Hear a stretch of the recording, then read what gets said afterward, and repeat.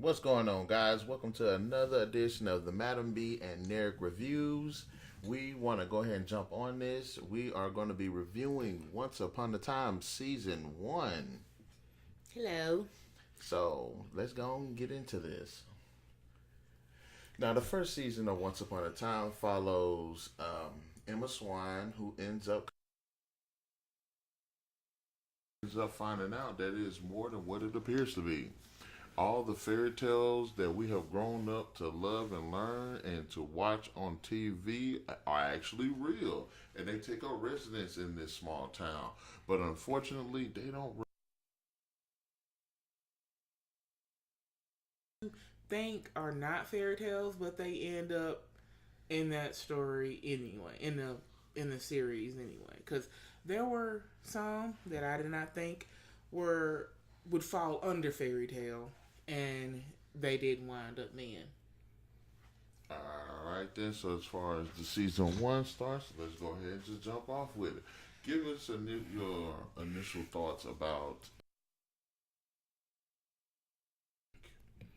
Um, you want to start off like her real story or the Storybrooke story? Oh, we can go from the real story. Uh, Bail bondsman. Uh,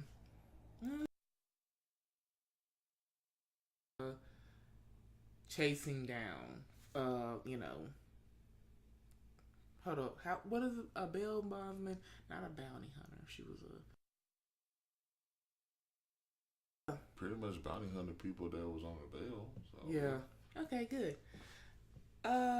Yeah. She gave up her child 10 years ago. I guess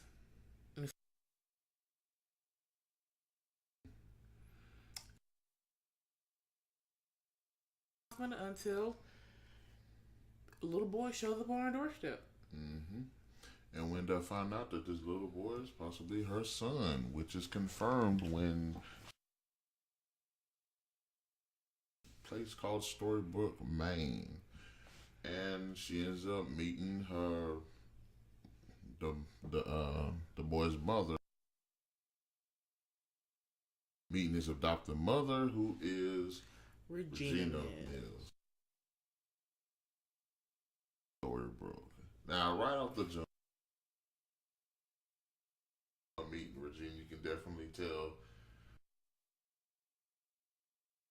there. Mm-hmm. It ends up very strong and tough character. She has things on the palm of her hand, and then this one person comes out of nowhere. Who she knows can possibly mess up everything that she's took all. And we see that the people in Storybrooke have two lives, actually. They have the one that's set into version of Miss Regina Mills is none other than the Evil Queen. Mm-hmm. So that's the really big shocker on that. I mean, not like she was like. I mean, who else was she gonna place herself as? Like Regina, but she can be a witch sometimes. Wink, wink. But they introduced so many other interesting characters. Also, we have another prominent antagonistic character named Mr. Gold, who we end up finding out is the mysterious, dark, and trickster called Rumpelstiltskin. Otherwise, both antagonistic force to many of the fairy tale Coming back to them in some way or another. mm-hmm. Whether it directly or indirectly, Mm-hmm. or they have.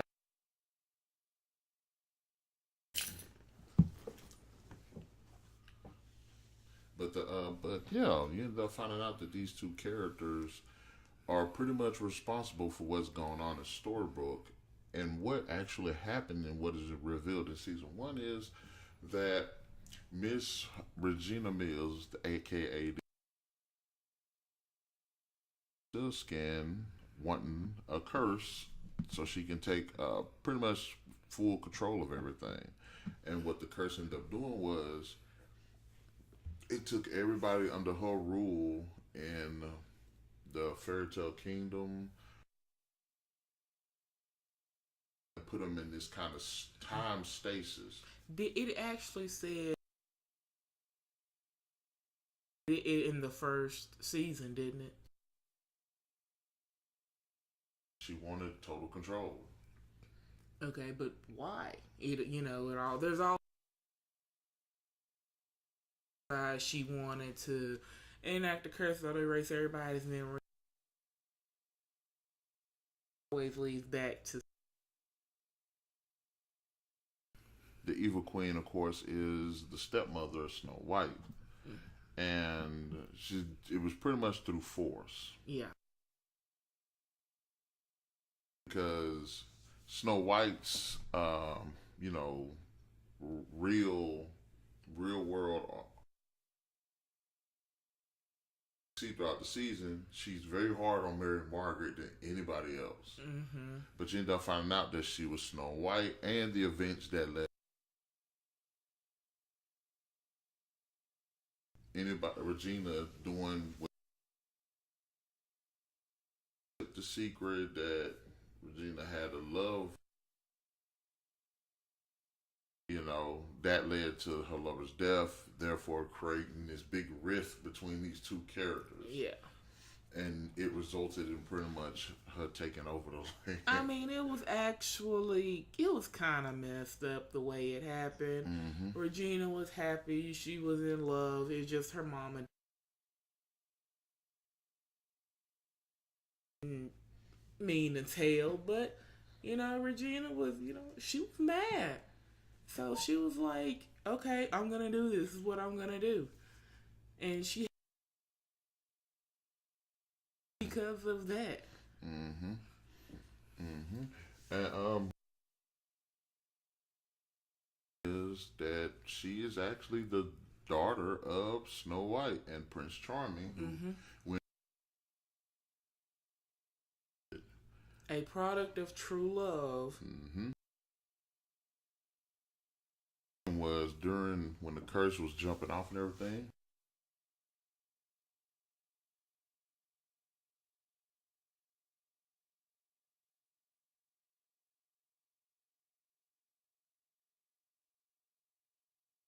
That you'll find out why, but only fit for 2. Mm-hmm. They sent her back the baby through. Yeah. But they also sent Pinocchio. That's why I said it was for another. No, it's in there. It's in there. It's actually in there. The way. Okay. I'm sorry. Which why it was. Yeah, I also explained why he was turning back to a puppet because he abandoned her at that time. Which was Pinocchio. Yeah. So yeah, they sent her to the real world just as the curse had been enacted. So they saved her. So for 28 years, she's in the real world. And then, of course, on the 28th birthday, Henry comes there and brings her to Storybrooke. So, as far as the story goes, it's actually a pretty complex. It actually flips between their world in Storybrooke and the fairy tale world. So you got to try to keep up. Mm-hmm, mm-hmm. It's definitely a lot to take in Storybrooke, things are starting to change. People are starting to wake up. Time is actually starting to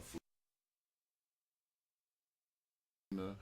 Actually had control of Storybrooke. She had whatever she wanted. Control of the time, all of it.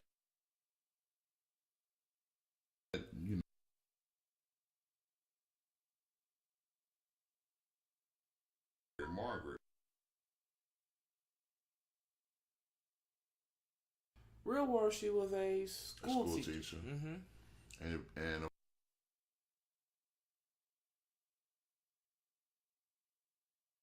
negative about Snow White, considering what we know, from the cartoons or whatever. Mm-hmm. But yeah, I actually like the way they did that. Yeah, the queen was actually on the Well, and, yeah. yeah, and again, I think one was Prince Charming, which actually has an interesting story behind him also. Mm-hmm. Shepherd. Yeah, he was a shepherd. He was not a prince. That was his. Did they tell about that? Yeah, yeah. It actually had a twin. He was, but they could only. I believe they can only keep one, so they gave one. the other one they to gave the shepherd. One to the and then she raised as spoiled, and he was spoiled and a douche. And I have to say, it was hilarious. He was such a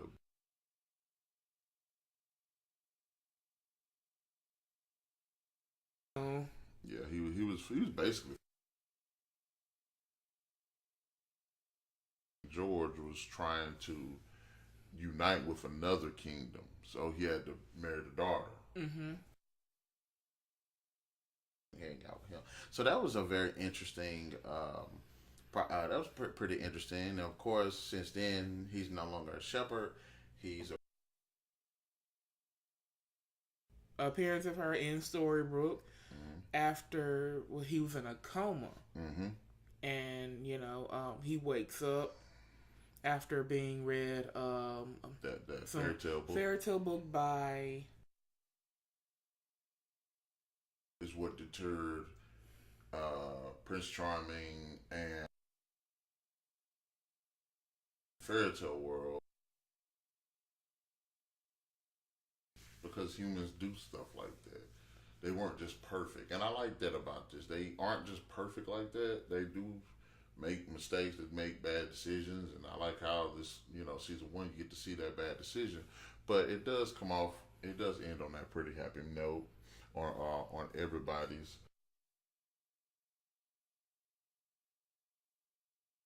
Over time, it somewhat evolves a little bit. Well, Emma and Regina, which again, Regina has a great character building arc because most of her development comes from her love for her son. Mm-hmm. And even though her and Emma I like that. I like that arc with her. And over the course of the series, of course, she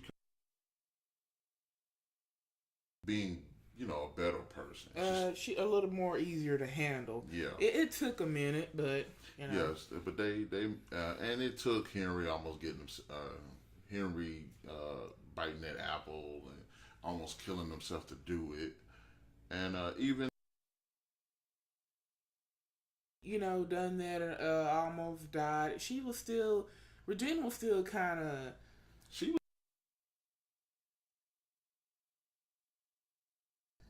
It's like Emma try to get you to get on Emma's side. Mm-hmm. Who was this kind of cowardly man in his original life, in the fairy tale, but then he became the dark one.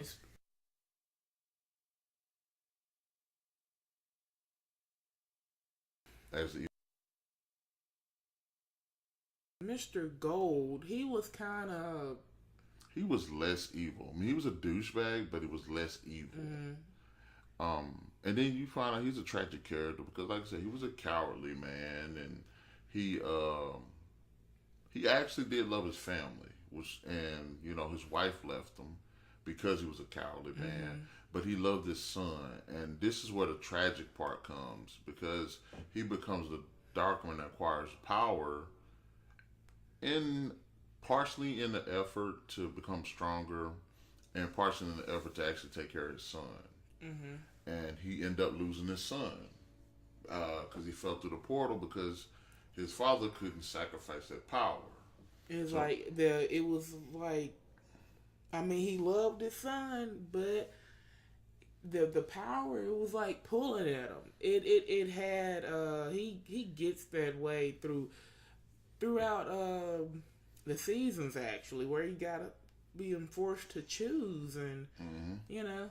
And it's interesting because that also brings up how he came to find somebody that he loved, Belle, in which they played the Beauty and the Beast, where Belle was the beauty, and actually Rumpelstiltskin, or the Dark One, was known as the Beast. Which I did like that story arc. It was a pretty good story. Yeah, that was pretty good. And Belle is one of the best characters. She's very sweet. We had other great characters introduced. We have Ruby, otherwise known as Red Riding Hood. They have Grumpy. They have Sydney, otherwise known as Genie of the Lamp. And of course, we have Belle again. And I'm not really sure. Hold up, you said the Genie of the Lamp? Yeah, he was the Genie of the Lamp. I thought you said Sydney. Yeah. I thought he was the glass mirror. Yeah, that's what happened to him. See, he became he became the Genie. Sorry, I forgot about that. Yeah, he was a Genie of the Lamp who got released into Snow White's father's care, and through the influence of the Evil Queen, ends up killing the king, Snow White's father, and because he liked the queen so much, he ended up basically cursing himself to become the mirror. Yeah, it's always either something to do with Regina as to those who fall victim, and you know. Grumpy's story. He was a dwarf, and I can't remember. But then when his story, but accepts that who in the real world is a nun, I believe. Yeah. Yes. No. What else? So that was pretty interesting, and he becomes grumpy after that because he's like, well, if I can't, and I like that. We end up finding out about Little Red Riding Hood, who the big bad wolf. Good. And that was a pretty interesting twist. So we have a lot that's in season 1. There are just so many great characters, so many interesting twists that we just barely touched up on. Barely. Well, we probably talked about half of it. I ain't gonna say. It's a lot of great. Many of it as we talk about the rest, and you know, more to come. So, in closing, what did you think about season 1? Season 1 was really good. Of course, it got me waiting for the other season. Season, was it 5? Wait. We have a lot of great characters.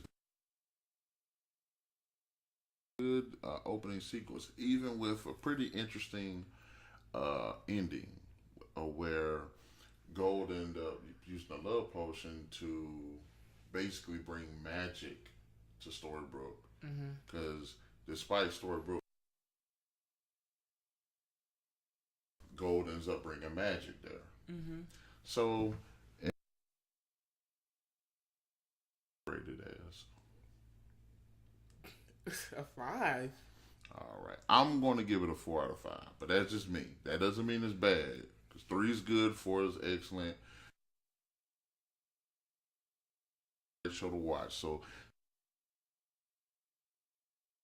Once Upon a Time season 1, did you like the characters? Did you like it as an introductory to the Once Upon a Time series? Did you like the stories? And in fact, in the comment section below, let us know who your favorite characters are and which one of the stories that you found to be, I guess, the most. You guys, later on, if you like our video, like, share, subscribe, and comment. See you.